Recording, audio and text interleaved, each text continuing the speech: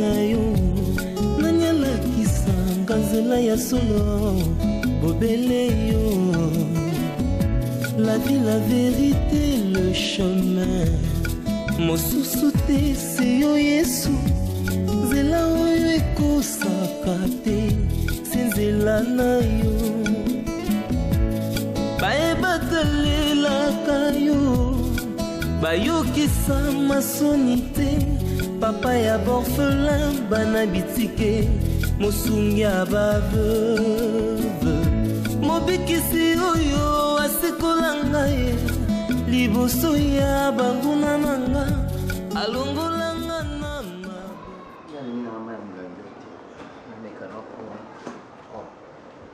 ezamba imoka kati na rouge ile ya moto onde ya pio makidiko frère ndoko pasta kwa na poto tomona ka poto na batefe oyo ezolakisa mabonza nyonso église esilaka mpona décoration ndako yoka simona babonza kotonga ndako bongo bambongo kosala ndako kitoko ko baministre bekouta mpasi na sala nzambe asoki mpana baserviteur tika makambo nzambe oyo otanga na monga babonza te mais tika baprotocole batanga bayebisa oyo babonza mabona kitoko kozala convoitise folonga eloko wana. Ça va? Bonjour. Ça va bien. Seigneur, prends le point d'amour. Bien. Basali Nanzam. Je crois que nous avons bien le commis. Bato ebele bazo réussi dans le ministère parce que nous avons appris ça au moyen. Ok? Bobo de l'Anzam et Minga pesa bino mbongo. C'est important. Tant que Christ ba koyebisa ye afuta mpako. Akita ti kotinda bazwa mbisi na mai. C'est parce que ba disciples bazali na l'auteur. On est tombé pour le sala ba grande chose. C'est parce qu'il y a un sala ba tente.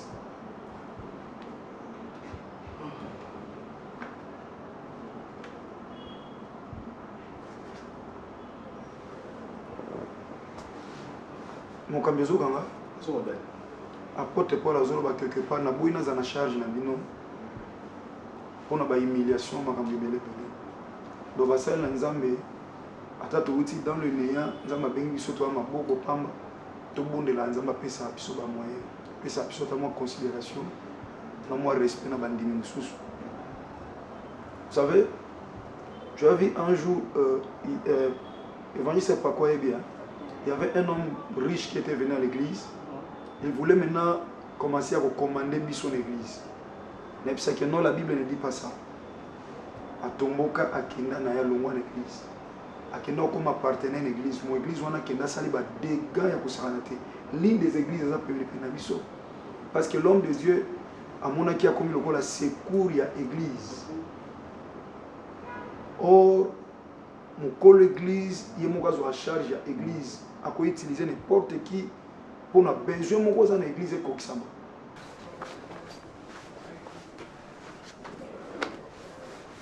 Oui, mais vous m'aviez demandé de vous écouter. Oui. Je commencerai par écouter ton aîné. Junior. Bon, par moni, tu vas réfléchir, parce que tu poli. Nous devons t'aider à faire avancer les choses. Parce que cela va aussi pour notre bien ambition. Intérêt n'a bien obéi. Alors, moi j'avais pensé, je crois que Dacosta aussi a eu le temps de réfléchir sur certains projets. Alors, moi j'avais pensé à 2-3 projets comme ça pour il fallait soumettre eux. Notamment, là le roi dans la poste la salle à cheval entre Congo et Dubaï. Hein?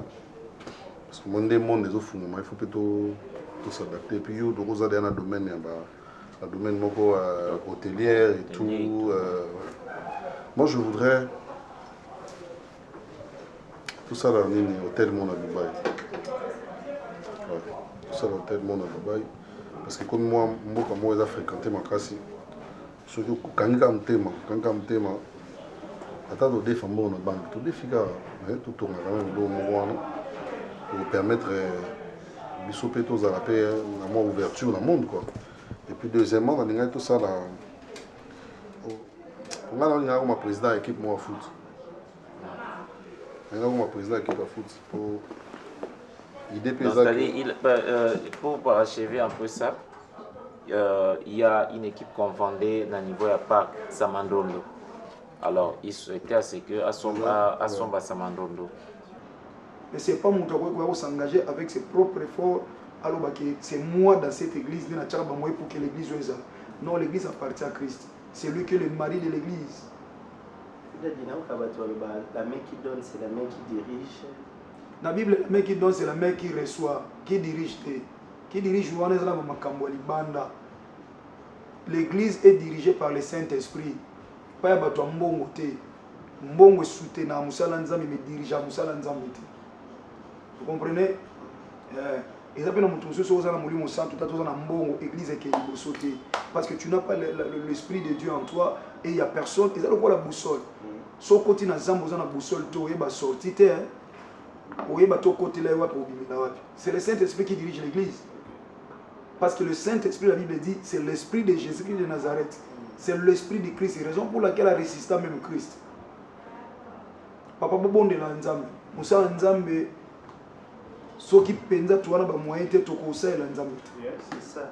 C'est ça vraiment, papa. Alors, attends, tu as 15 ans là-bas. Pardon? Quand elle est au tour, tu es pingé maman. Maintenant, à 15 ans, si, on a été là pour marcher à moi pour ça, tu as terminé maman. Que l'or et l'argent appartient à Dieu. La mosso Nathalie va difficulté, nous souhaitons tous en amour. Nous avons des difficultés. Pourquoi Péatika Satan? Pourquoi Kangi Kaka tu es en prison comme ça, Banani Batika libre? Yo, où église mon qui vous avez fermé pour un beau jour, vous avez un bébé spirituel. Ouais. Tala, papa, nzamba za na nzira lexara basali pe bana naye. Okokota kanate so au Égypte sans que passer par désert. Comme ça C'était pour un Gwandi, c'était pour un Gwandi. Ouais.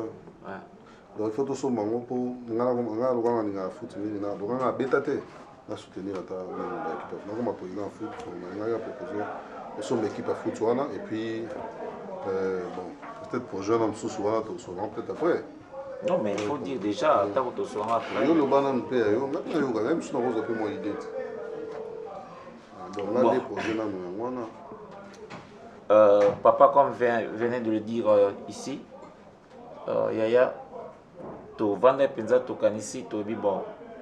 C'est vrai que l'entreprise est bandaki hein, moi j'ai trouvé tozaki na chiffre d'affaires avoisiné je crois que nous étions dans 400-500 000, hein, 400-500 000 $. Mais maintenant, on doit accepter que papa vous pesez 6 millions. Et c'est déjà bon. Alors, aussi, voir la réputation Yabellar avec service de qualité. Tout le monde apprécie nos chambres, notre service d'accueil et tout ça. Et ça dit que Tokomi n'a pas client et belé. Alors, moi je pensais, c'était vraiment juste après de perdre certains clients au Baoutaki Maghreb, Bayaki, et Bakomi, ils ont trouvé qu'il n'y avait plus de place. Ils n'avaient plus de place et en sortant de là, bon, on va souhaiter qu'ils vraiment va passer ces jours dans Bango, dans l'installation à Bisso et Kendaki, vraiment très déçu, faute de place. Alors je pensais à ce que nous avons un terrain là-bas, côté à fleuve. Et puis, basotara parcours, sur l'outil Égypte, il faut passer dans le désert pour que Cana. Contourner la télé. Alors, Nzambe, Nalobaki Awawa, ne peut pas plusieurs fois. Nzambe soki na fungoli yote mwana neto musali na grande porte pour atteindre sa kazana yo a fungolota costra a fungolota fenêtre raison pour laquelle Israël n'a pas plusieurs fois Israël Canaan. Mais avant Canaan, après ça, on a un désert, on a un désert, on a un désert, parce que maïs a été. Donc ce sont des signes qui témoignent que bazo marcher dans Nzam. Moi dans Nzam, je suis centre mouvement mon côté, il y a ma lame na vie na yo, attention promesse dans les proximités. Même pas de signes le Nzam est bien. Là dans profiter là, si j'ai un peu ça date vérité, si j'ai un mon temps que côté awa, il azo convoiter ndako. Aota ba couleur oyo yo yo kana na zolo batiki. Na tadi na CP de na. Si c'est ngana bisa date vérité. Azota la vie ndako yo yande mona poto yo olia mbonga mabunza. Foi bako. Ngana lobi bongo. Dadi. Obiki bandi musa nzanga lokuta. Kana sikutu kusaka sikutu meto. Ngani no kuluba yo zo ko ma poto na mondo ba biya tena sa. Na lopa kamba poto me na ba cadre musuke bilamba dadi alata kizaki to. Bilamba ya dadi na ba savate dadi alata ke muna ke uti poto. Na binda ko zaki to ko lokwa nda kuna poto na seni mabe. Bimbo mabunza die. So foi pas. Ne me fais pas dire ce que moi j'ai pas dit. Mais na bon nga excusez na biso dia vérité. Na nga biso la Frère, ezala bongo bien ezala bongo te. Na te ya bino est-ce que aussi frère, na olo bat. Ezala bongo mokambi pako. Onika za ingra. Ngana zenga bukana fona na ndako ezalelo na yaka na mona déjà que ndako pasteur ezala bien pasteur alata la bien. Na ko complémenter par te. OK, s'il vous plaît. Yangote boyela. Vous avez déjà on a déjà fait la clôture et on a déjà placé. C'est déjà loti. Ouais, c'est déjà loti. Alors moi j'ai trouvé que l'investissement nous coûterait plus ou moins 300 400 000 s'il faudrait qu'on a quelques niveaux. Tout ça va dépendre de vous, mais j'ai trouvé un très bon architecte qui m'a présenté un très bon plan.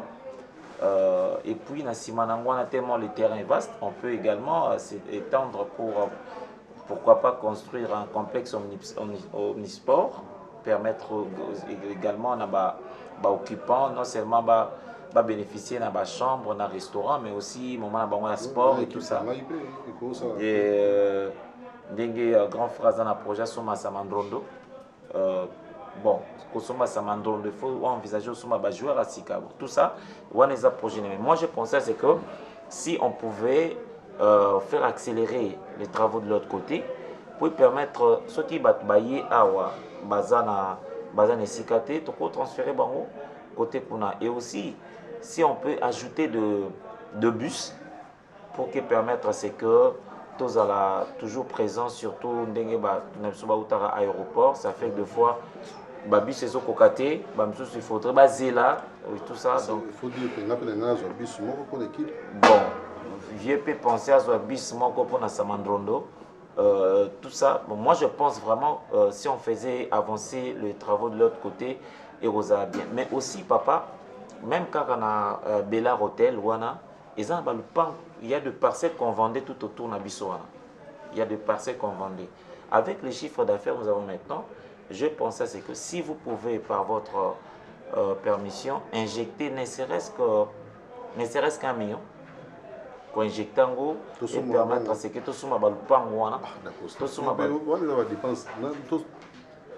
Mbongo toko ça va projet va bailler wana si on les a je suis en train de permettre un projet on ça projet dans la baie amninga mais comme Thomas pour la zone là na circonstance nyonso tout est à bonne nouvelle et dans la circonstance pas si il y a sengo tout ya kolela tout est à samala frère simba conseil mon avis na miso mokambi na bino mokambi pako lui s'appelle comment Junior frère Junior kolinga te envier mutu olobaki nalingi nakoma lokola ye te linga oyeba atamboli ndenge nini na nzambe pakoma wana yango lelo moni mutu kaka lelo alinga koma lokola mutu moko oyo akomi bongo après avoir koleka na désert ti akomi kana akomi kolia mafuta nzoi azomela miliki ya kana yozo bateke alekaki na désert na makambo ebele apasi yango lelo bato akomi kobomana pona koenvier bato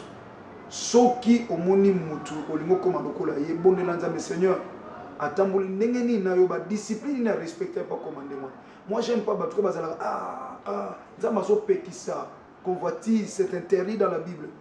Okomi wa convoitise te et o memayo na bando ya foi autre bengi apostasie précoce. Moi n'entends lula raté Bible lui contactez-vous de ce que vous en avez. Biso ba auto fonda na pantalon moko yangola ta na classe yangola ta na ndako.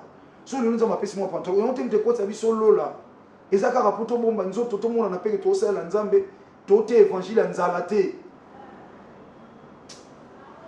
Papa, vous avez besoin de mégaphone? Oui, tout ça, mégaphone.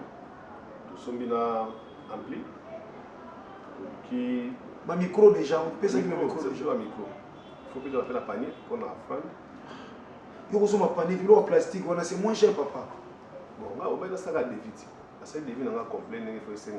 Et papa, on a des vieux, on a comment ils ont un groupe électrogène. Tout le panneau.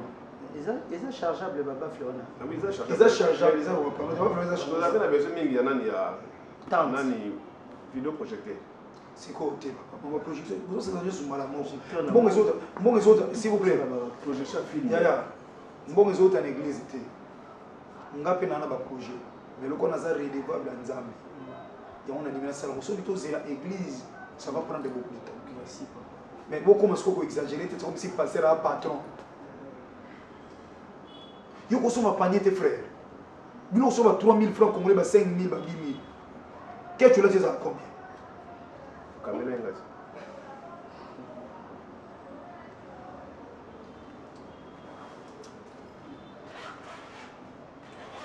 Bon, ça m'a permis de transport.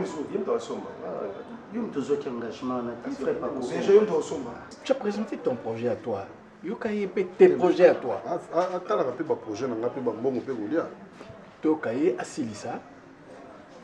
Bon, en bref, papa, moi j'ai trouvé qu'il était temps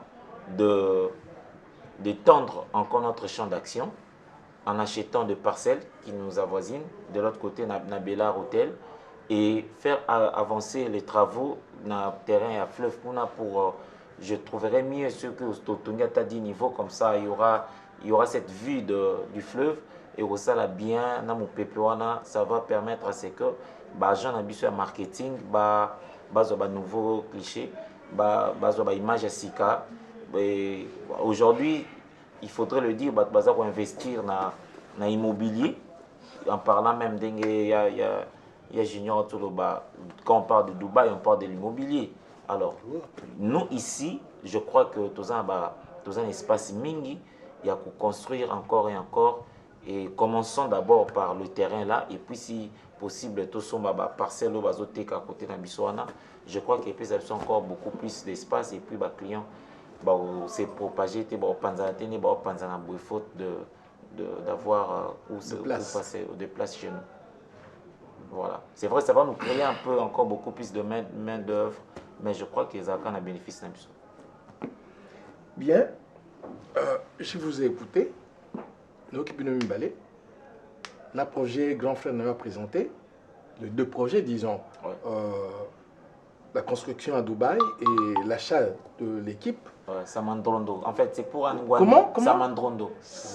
FC Samandrondo. Ah bon. Nayo qui paie le projet Nayo, donnez-moi le temps de réfléchir. Okay. Parce que tout ça, ça nécessite les moyens. En tout cas, moi, mon projet, c'est déjà sur papier. Je vais vous les amener. L'appel en papier. Tu as déjà? Oui, on a comment qui ont déjà. Donc, je vous prie tout simplement de me donner le temps de réfléchir et de voir qu'est-ce qu'on peut faire le plus vite possible. Et voilà. Son projet coûterait combien déjà? Non, ça on a papier. Et tu as à peu près un devis pour... Oui, c'est en tout cas... avec l'architecte? Avec l'architecte, tout, même les achats de parcelles qui nous avoisinent, oui. Le projet coûterait 1 million. Bon. Merci beaucoup. Mais construire à Dubaï, je crois que nous sommes au-delà. S'il faudrait... 1 million sur injecteur à Dubaï, ça vaut la peine. Mais la Congo, 1 million. De toutes les façons, je vous ai dit, je vous ai suivi. Donnez-moi le temps de réfléchir.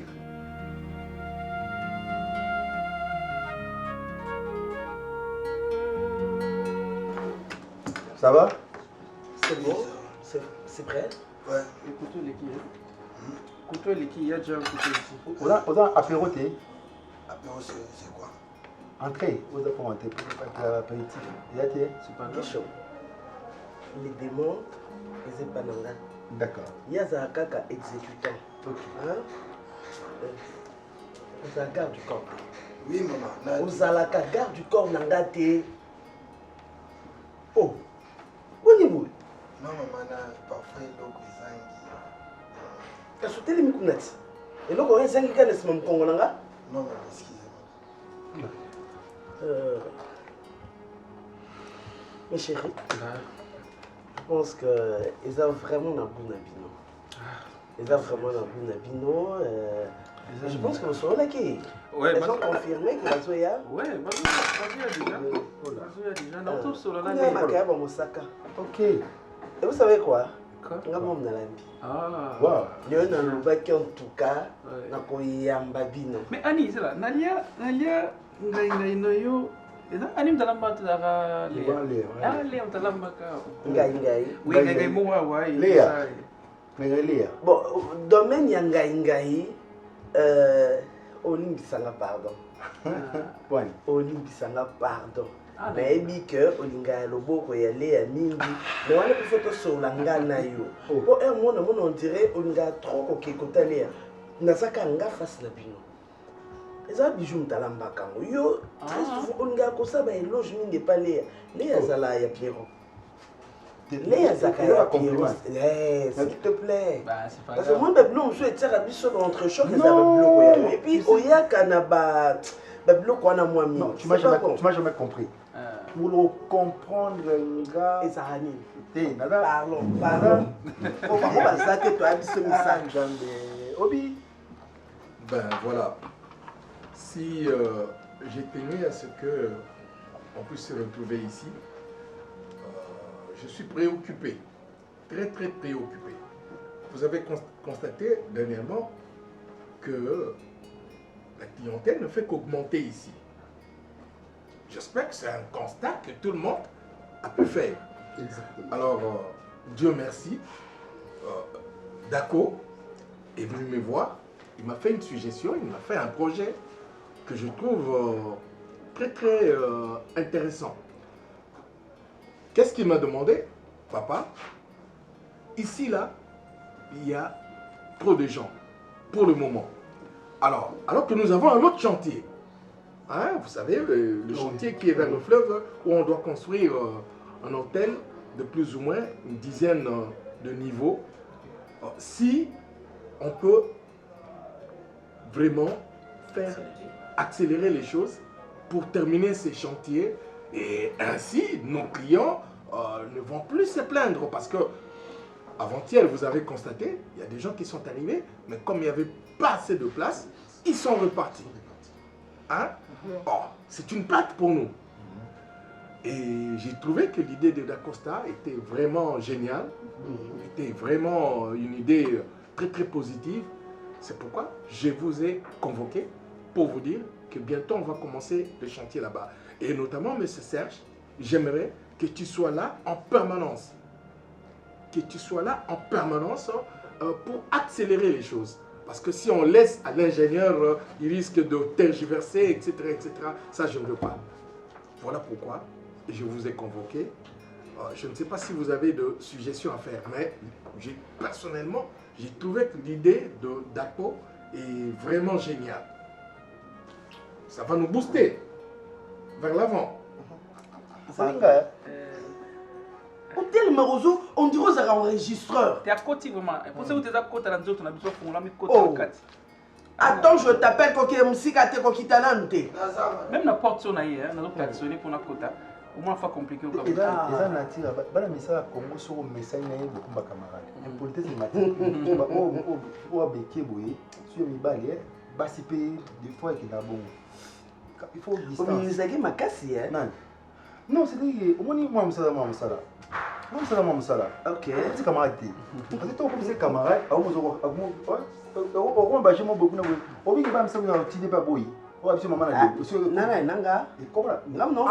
comité. Je l'ai dit en connaissance de cause. Moi, je fais. Ok, vous pouvez. Revenons à nos moutons. Ouais, car la vache coûte cher. En tout cas, il faut au Coca-Cola, bah, Comment ça bijou na place hein, quelque chose. C'est un bijou na place. Je sais. Bah, compliment, il y a bijou, il faut qu'il n'y ait pas bijou. Vous êtes des amis, ça problème qui est ami. Moi, je peux te complimenter parce que tu es l'ami à Bijou. Annie, pour me faire un bon, hein. C'est comme ça déjà ma cassette. Bah, pourquoi aujourd'hui là? Non, terme, il y a moi et Ami, ils sont déjà des sœurs. Voilà, vous êtes plus que nous sommes plus que des sœurs. Voilà. C'est ça. Ok, en tout cas, bon appétit. Merci. Ouais, foufou. Pour ça, non, c'est bon. Il faut passer un sac, ma kemba yum toboya. C'est bon. Bon, on va. Ok, bon, sentez-vous à l'aise. De toutes les façons, il n'est pas la pino. D'accord? Madame Annie.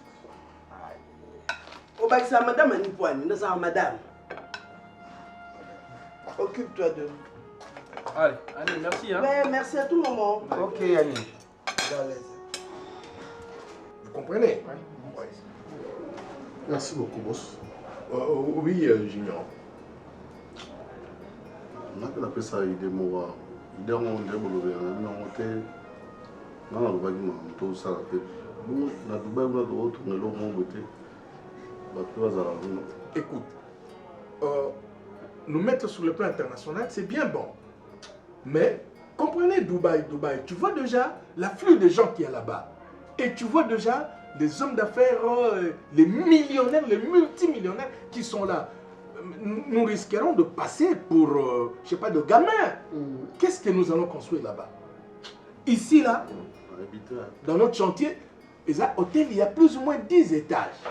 Mais à Dubaï, vous trouverez des hôtels de 50, 100. 400 000. Voilà. Et nous allons, qu'est-ce que nous allons construire là-bas? Qu'est-ce qui va attirer? Mais c'est 400 à Dubaï, on a immeuble à 400 étages. Papa Junior, je crois que pardon, je crois que papa le dit par rapport au projet il y a d'Acosta. C'est une idée. Il faut applaudir yango, soutenir yango et évoluer parce que Ndenge papa lobby, même s'il n'y a pas des immeubles, il y a 400 étages à Dubaï, mais du moins avec ce que nous avons, ce que nous avons immeuble à Dubaï et ils ont immeuble na C clientèle, il y a C prix et ils ont là bas na C. Or avec qualité ou ana ceux qui te sali yango awa ici à Kinshasa. Et ils ont sikoyo hôtel il y a niveau il y a l'icolo, clientèle il y a l'icolo et puis prix et ils ont il y a l'icolo. Donc na côté il y a bénéfice, biso ne ba tout pour la bénéficier par rapport à projet. Vous comprenez l'hôtel? Idée peut Junior papier ça m'a bêté. Ah bien. C'est rendez-vous à ville tout Kassamo. Oui, passons notre c'est déjà on a mangé ici. Passons notre ici, c'est tout. Moi tu vois qu'il y a des gens qui tu bêtis sur bowling, hein? Tu gars attends les filles là tu bêtis bowling. Pas le soir. On attend pour le soir. Nabi, faut un champagne s'il te plaît. Oui? T'as les locaux, bano balango. Nabi a fongola masanga ndeni. Fongola yango fongola masanga. Ko bebisa monter. Puis on se voit qu'on a eu la signe. Nabi non mais la champagne t'es la vie non. Il est venu de la famille là. Vas-y va ta famille là. Il mon gongo. Bon c'est. Ça là quand tu on tombe à ce que vous sonne boule. Ça là. Aïe bah t'as où t'es ibn. Oui. Elle a fait dit. Voilà. On gagne où? Il y a la contradiction de il faut faire attention. Même pas de contradiction. Non. Tiens un verre de champagne. Ah bon, pourquoi boire avec moi? Tiens un verre de champagne.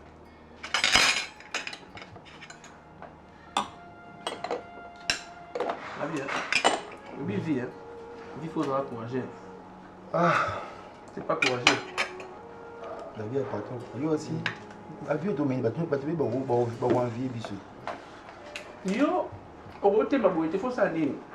Tout au bien yo. Exemple, le bien de Koyaka. Vous savez du sud au cookie.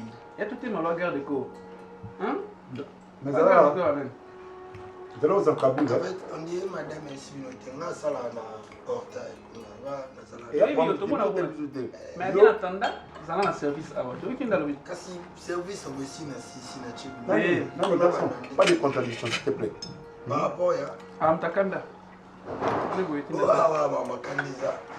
Il me contredit pas.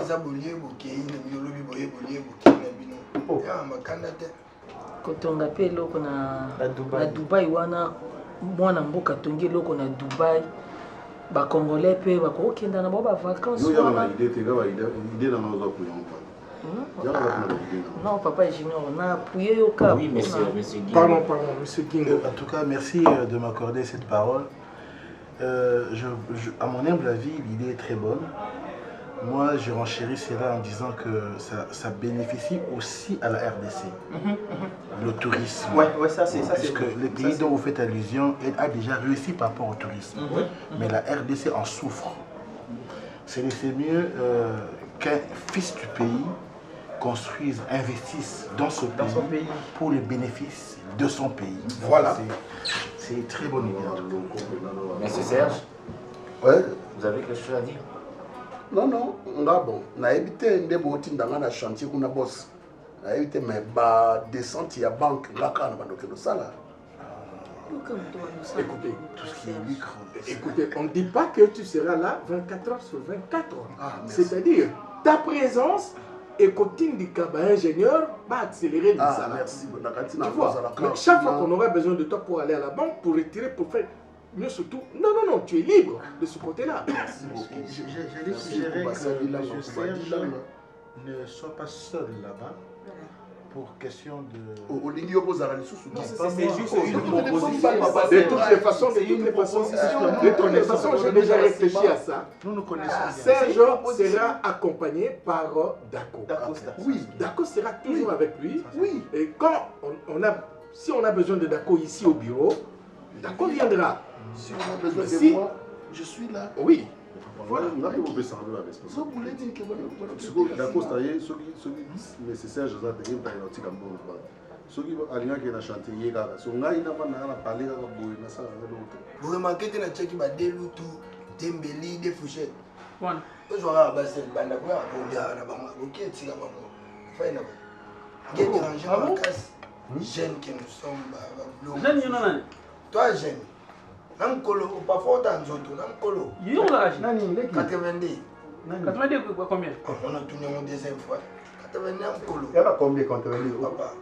Bon, il y a beau aller. On a 40. Bon, déjà, tu vois, j'ai ton dé, vas-y, envier, finalement, envier.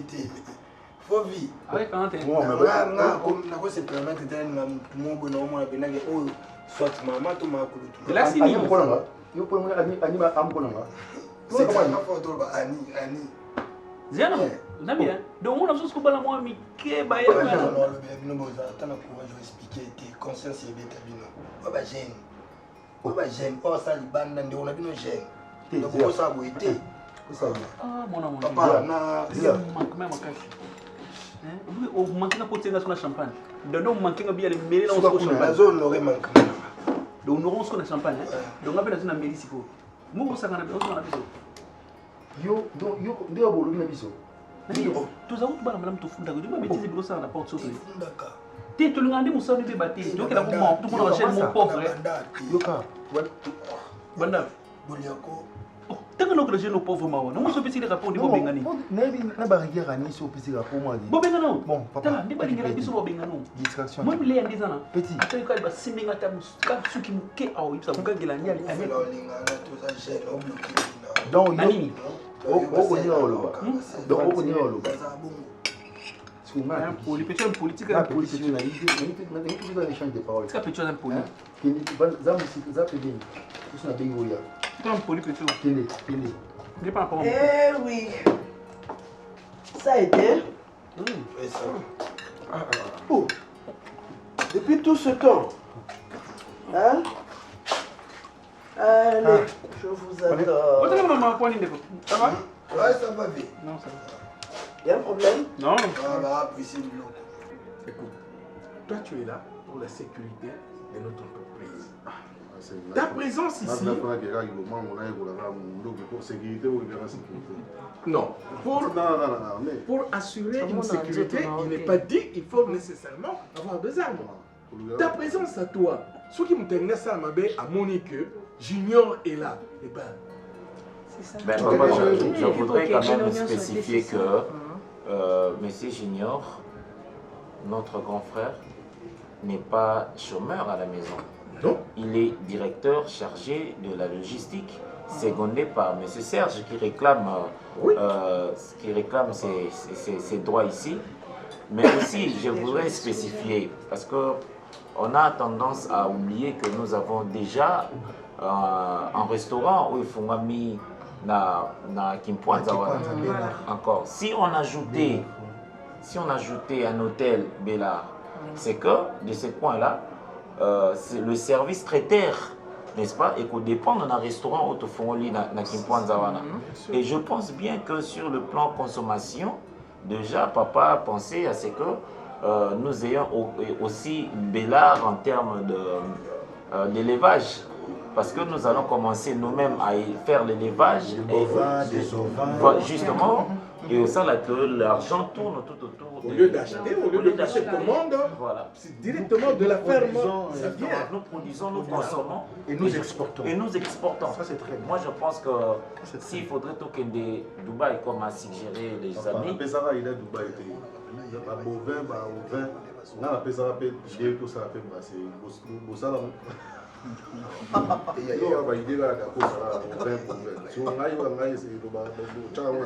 Bon, en termes de brasserie, il faudrait déjà le dire. Nous avons des brasseries ici qui sont des géants. Des brasseries, Mais après c'est loco. Ah, c'est très bon, hein? Allons. D'accord. Non, reviens. Non. J'ai cru comprendre quelque chose. Qu'est-ce qui s'est passé? Rien. Garçon. Dehors. Merci. Hé, mère, tu me rendras des comptes. Oui. Garçon. Dehors. Vas-y dehors. Babi, non, Bima. On va quitter. D'accord? Nanya za mukolo. Mama na bina za mukolo. Parfois kimbinga na bango ba traiter ngande mon futa mo traiter ngati mama. Bati na ngelo boy. Zong sa boy sala boy na quand même responsable. Je vais faire un mabé. C'est bon. Merci, ça fait. Mais on l'est. Mais un bijou. Je mange. Des choses. C'est un père de famille. Azananda, quoi ça, moi c'est Naban. Tout ça, s'il vous plaît. Moi, modération. Qu'est-ce que l'on peut nous monter? Il s'est passé un problème. Il s'est passé un problème. Là, c'est bon à mon colo, c'est bon. Pierrot, tu sais, mokili tambolaka na. Secondaire, vous êtes hein? Où c'est que ça? Où c'est que ça? Vous avez un camarade, hein? So c'est que aussi dans qui. Ah bien. Voilà. Mange non, Pierrot. Ani, comme ça, moi, on a été devant Bissot, juste avoir une balle. Moi, on a mon cœur, on a ma salle, Bissot. C'est mon sabon, la mission, à tout le monde, qui est quoi comme il ah, moi, on a mon salle. Ah, ma salle, Bissot. Moi, ben, mon collègue, c'est le nom de Camboroté. Hein? Bon, même c'est ma humeur, et puis après, bon, vous allez gâcher la soirée comme ça. Le engagement français, le bras. C'est en blaguant que les chiots deviennent les pères de ses frères. Hein? Donc, Nengablou, là, il y a un blague pam. Moi, on a mon qui m'a cassé. Appel de famille, mais ils ont une bagne. Bon, on laisse passer. On mange. Allez, tching tching tching. Tching tching tching. Allez, à l'amour.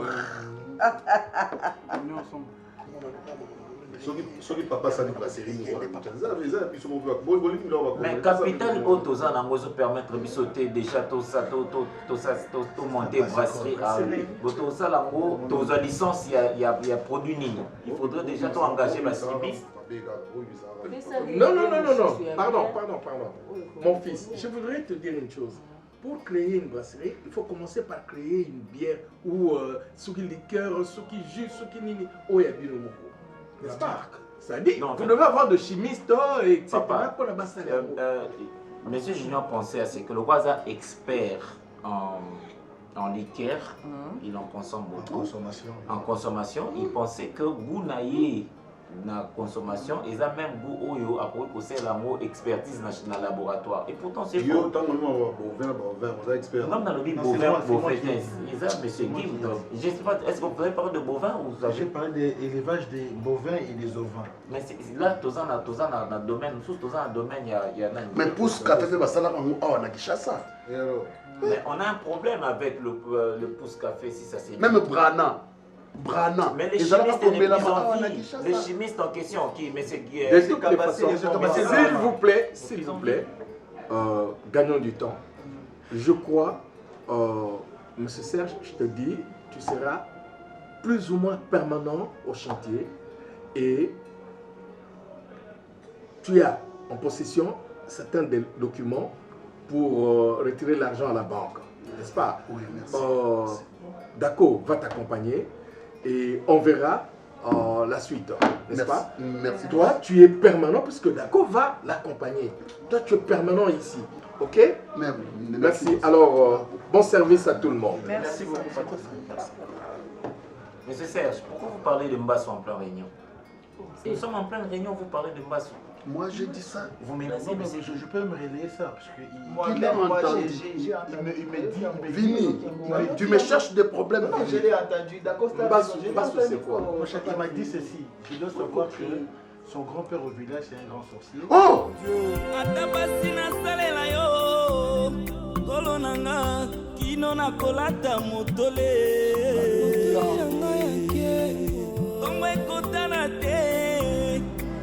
nanga kinoko pesanga koma sika ngape lokola Jaco. Votre esprit. Merci d'être.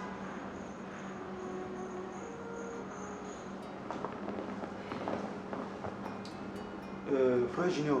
Oui, d'être. Nangana il va premièrement aux arana moi si.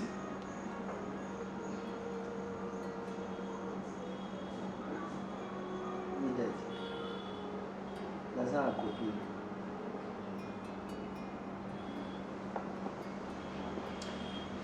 Est-ce qu'il y a possibilité zaoué la ngaina mona yana parce que zamwana vous amala mina yeba au vivana nani est-ce que vous la no banga nza sois sincère tous abisumba oui d'être je sais au mona yé tes questions non les asso banga nza oui d'être vous assure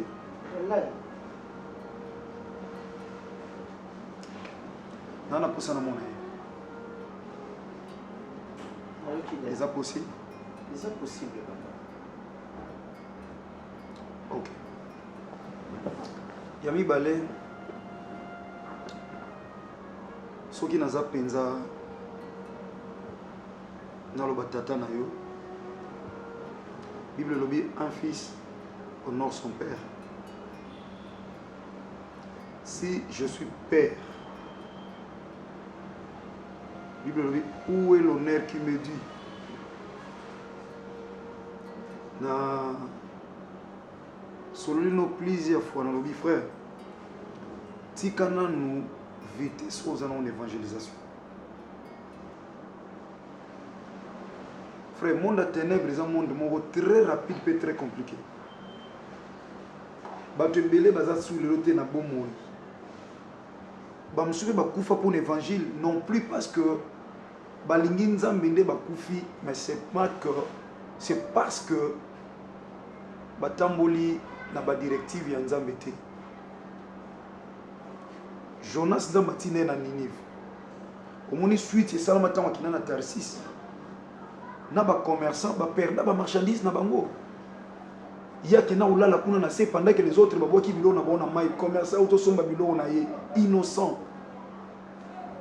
Combien de personnes lelo à cause oye ba directive te auto itinéraire ya nzambe babebisi ba famille batu babebisi ba couple batu babebisi bafamille ya bato me bakende na nkombo ya Yesu.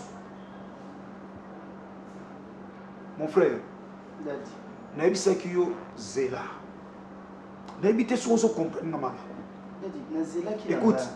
Écoute frère. Mais noloba no frère Junior, silisa affermissement.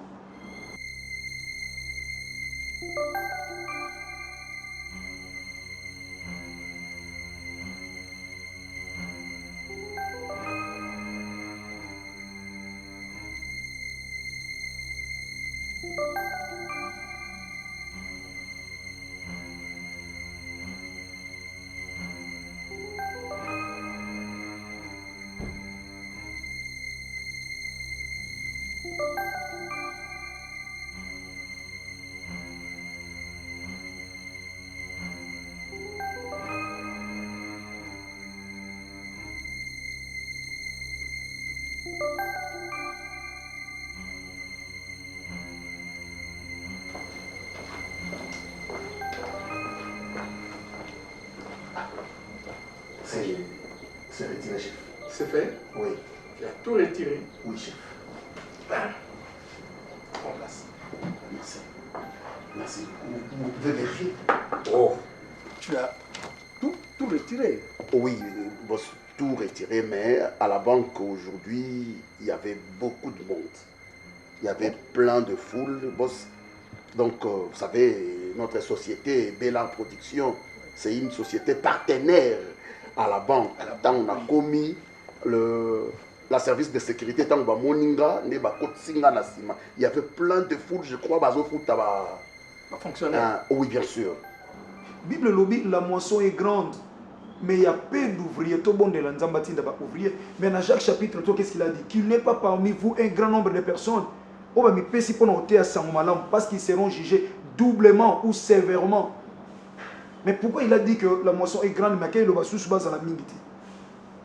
Hein, frère? Écoutez, côté à l'issouté. Donc, yoka frère, na yebisiyo côté à l'issouté, s'il y a sa formation, s'il faut même namoko, je m'engage, il y a un affirmation en privé. Parce qu'ils ont un tout ça là. Être pasteur, ils ont la bossité, ils ont la linité, mais nous sommes tous premièrement des enfants de Dieu. Qu'est-ce que j'ai fait de mal aux décisions? La manière où c'est l'évangélisation, il y a un tu le fais en désordre, frère. Tu le fais en désordre. J'ai amené 10 âmes vers le Seigneur, vraiment, Daddy. Tout ça là, c'est insignifiant. Écoute, le 10 âmes que tu as amené à l'église sont où maintenant? Et bon, Daddy, 10 âmes au Bayaka l'autre fois, c'est insignifiant, on a mis sur Nzambe vraiment. Mais fort, nous sommes dans ça là. Frère, Daddy, je ne sais pas si vous compliqué. Ou soit tu es dirigé, dirigé au temps? Non, Daddy, non, même pas. Zéla. Pour le gagner combien d'âmes? 10 âmes. Représentant, ils vont pas naître. Dimanche écoulé na culte, 10 personnes ont battu les makiwana. Je crois peut-être que ça, Bango, Batu, 10 ou on a un numéro, je ne sais pas vraiment, mais peut-être parce que. Tout n'a berger ou mon camion parcours, 10 personnes ont battu dans l'église. Hein? Ceux qui ont gagné 10 ou 4 personnes, baza va cousin. Le Seigneur gagne 6 ou 1 au 4 ans, bande konanga. Bana mama kulutu nanga pro. Mais bon, on m'a servi, j'ai tout retiré. Il y a même tous les dossiers à l'intérieur. Ben, merci beaucoup pour le retrait. Tu sais pourquoi je t'ai demandé de retirer cet argent aujourd'hui même? Parce que dans 2 jours, nous commençons les travaux de l'autre côté. Oui, pour la construction. Pour la construction. Oui. J'ai appelé les ingénieurs et tout le monde, l'architecte. On a longuement discuté avec lui. Finalement, il est d'accord. Dans 2 jours, on peut commencer les travaux. Ok, il n'y a pas de problème, boss. Ben. Je ne sais pas, on met ça dans notre coffre-fort ou... Non, t'en fais pas. Dépose ça ici. Okay. Mon fils Dako va s'en charger. Ok, ça va, boss. Il n'y a pas de problème. Merci beaucoup. Allez, merci, boss. À tout à l'heure. Merci et bonne journée. Merci. Merci beaucoup, boss. Pas de quoi.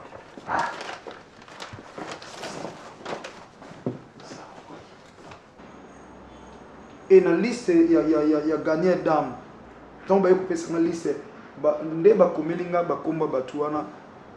des communes différentes. Il y a la même semaine où il y a une bandale, où il y a une limité, où il y a une Pascal, où il y a une Kingasan. C'est ça?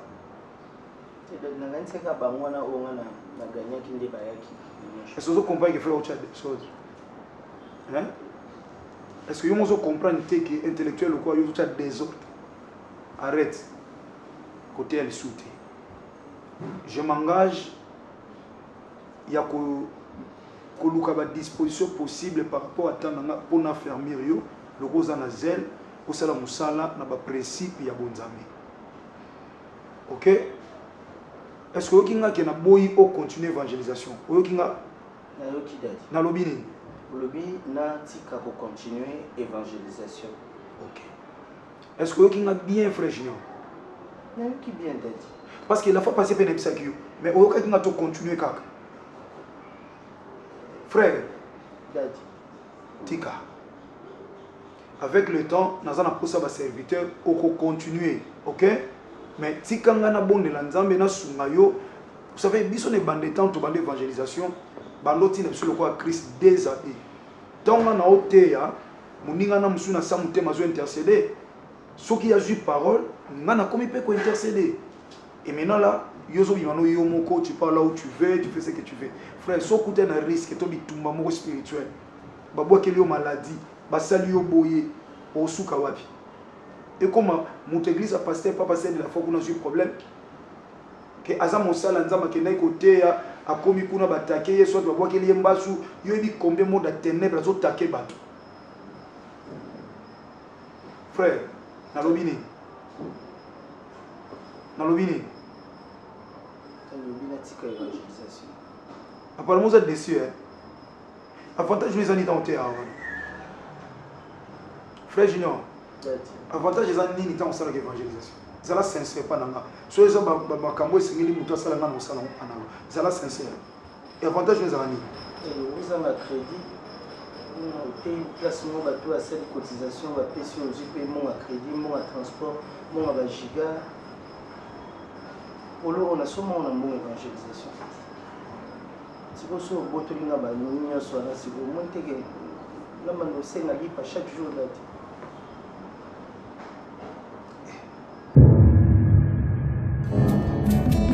Zela mususu te na kolanda bobelisi nzela na yo nanyalakisanga nzela ya solo bobele yo.